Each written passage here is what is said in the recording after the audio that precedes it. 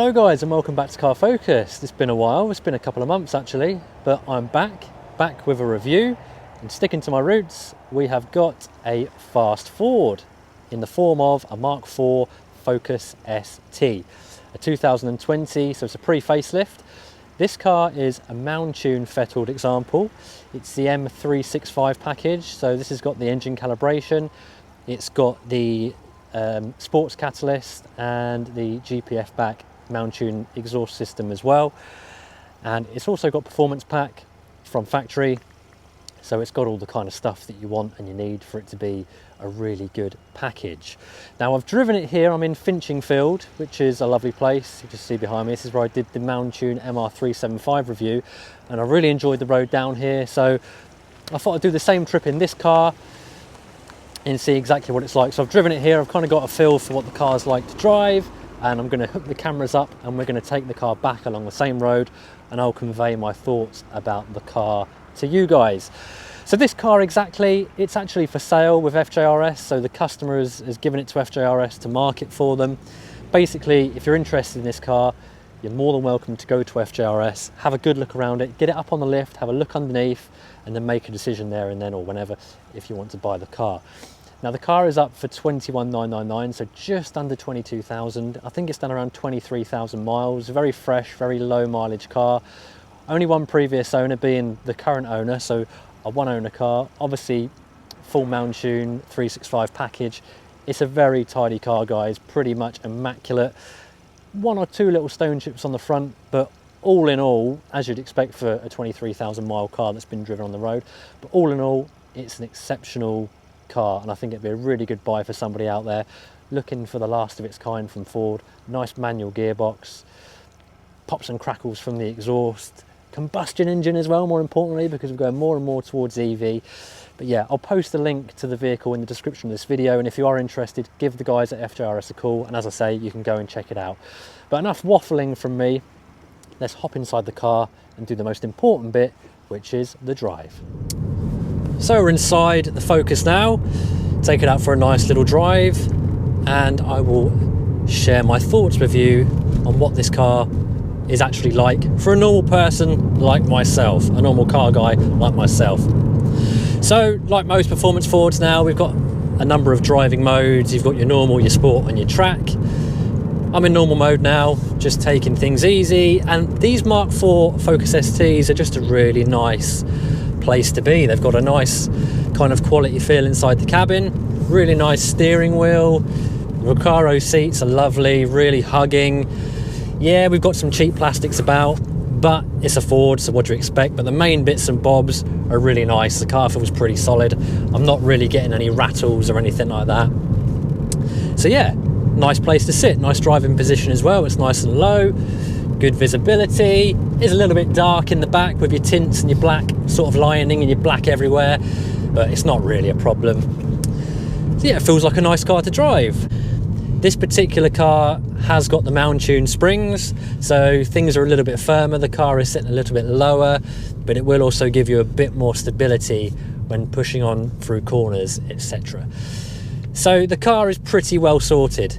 As touched upon before, we've got the Mk4 exhaust system, so we've got the sports catalyst, the GPF back system, and it's not actually too intrusive. It's just quite a nice sounding exhaust. It's not droning, but obviously you can hear it, but it's definitely not something that's annoying, because when you do have an exhaust system which is annoyingly drony, it can be a bit of a deal breaker, or something you want to get rid of at least.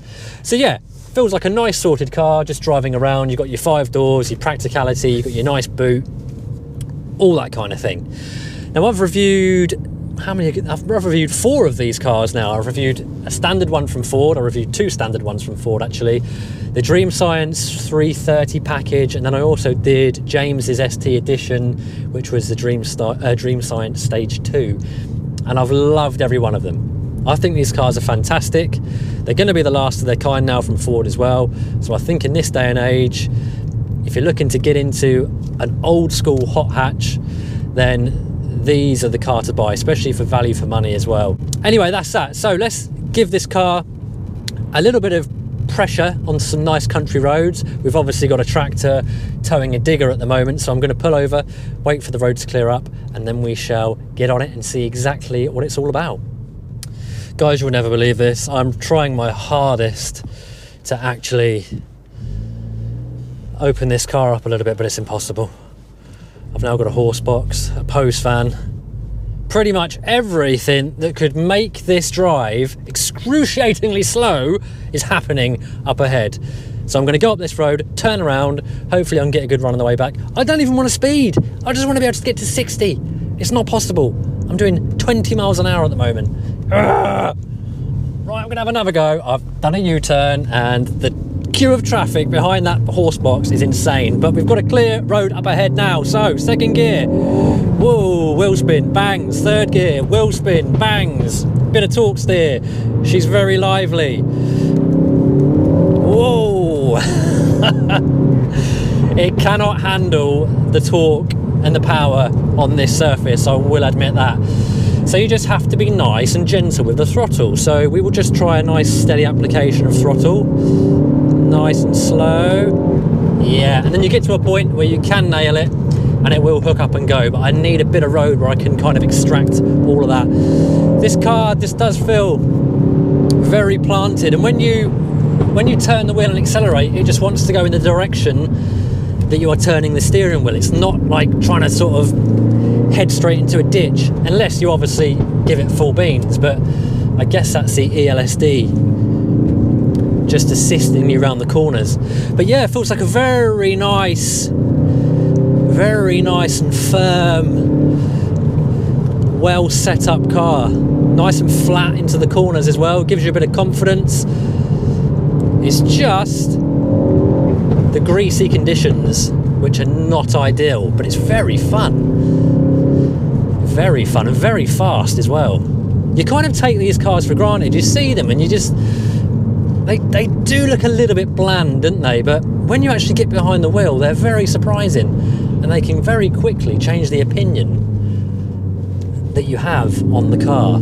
So second gear, we've got a sharp left here. I mean, I'm going to try and modulate a bit better, less dangerous. Right, let's, whoa, when you get up to 5.5, that's where it really starts to fly. The change of direction is super quick though. When you've got like an S-bend, like a set of S's, you can whip through them very quickly, no problem whatsoever. Everything's just really direct and very tight because it's a modern car as well. And these they're just like, obviously they're a bigger Fiesta ST, but they maintain the feel of a Fiesta ST. And I know you're lugging around a bit more weight, but they just feel very lively, very sprightly, just like an ST should. In relation to the pops and bangs, they might be a little bit too much for me. That's going to be probably to do with the map. They're nice and loud. I mean, they're not...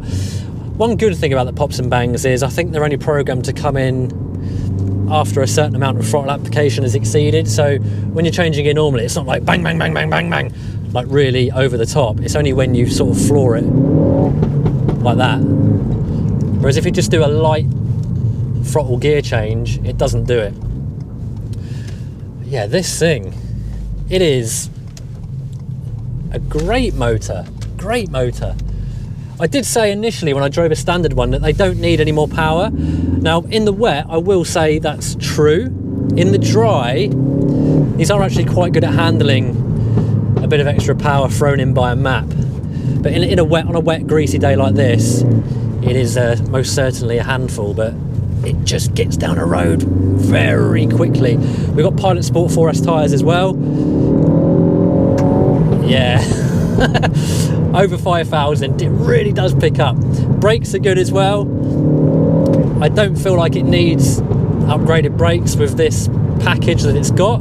Obviously I can't speak for track use, but as it is now, they do feel very capable. I do love the rev matching though. It just saves you some work, and it is effective. It's not gimmicky, it does actually do a job. Whoa! Bit of understeer there, bit of understeer where the front end lights up. She's begging me to go easy. just let off the throttle a little bit just so I can get some traction. So I'm going to keep it in third, just see what the lower down torque pull is like. So we're at 2000 revs and it's already wheel spinning. What a fighter. Yeah, this is a good car, guys. I mean, let's compare it to my Cupra. So my Cupra is a 300 brake horsepower front wheel drive car. Cupra definitely feels more clinical than this. I mean, I think it's quite fun in manual mode, but this is just adding, I don't know, it's just got that Ford feel about it. Yeah, it's not quite as good quality as my Cupra inside, and I don't know what it's like in terms of speed. Cupra obviously has DSG, but this definitely feels like it's giving me more of a connection to the car. It's just superb. I really do suggest, if you are in the market for one of these, to come and give this one a try, because I think once you've had a little blast like this, I think you'll probably want to buy it. That's it. In terms of bad stuff about the car, I mean, I'm not just trying to sugarcoat this thing. There's not really anything bad about it, guys. What's bad about it? I don't really know. It does everything you need. We've got 5 doors. It can cart the family around. Stick it in normal mode. It feels quite nice and what's the word? Sensible. And then whack it into sport, track. It just ups the ante, and it feels like an absolute blast to drive, particularly on a road like this. I'm loving it. I'm actually loving it.